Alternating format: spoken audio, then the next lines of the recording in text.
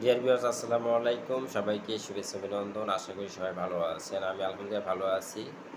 আপনারা জানেন আমাদের শরীরে হরমোনাল কিছু অসুখ আছে, যেমন থাইরয়েড হরমোন ইমব্যালেন্সের কারণে আমাদের হাইপোথাইরয়েডিজম, হাইপারথাইরয়েডিজম এর মতো দুটা রোগ হয়ে থাকে।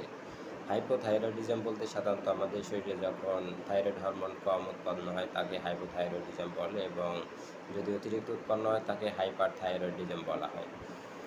হাইপারথাইরয়েডিজম আছে কি না এটা আমরা বাড়িতে বসেই একটা টেস্ট করতে পারি, সেটা হচ্ছে পেপার টেস্ট। আমরা হাত সোজা করে হাতের উপরে একটা পেপার রাখতে পারি, এরকম করে।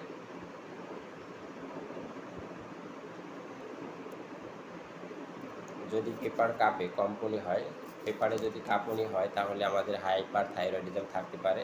এরকমের সমস্যা থাকলে অবশ্যই চিকিৎসকের শরণাপন্ন হয়ে চিকিৎসা নিন। ভালো থাকুন, সুস্থ থাকুন। ধন্যবাদ। আসসালামু আলাইকুম সবাই।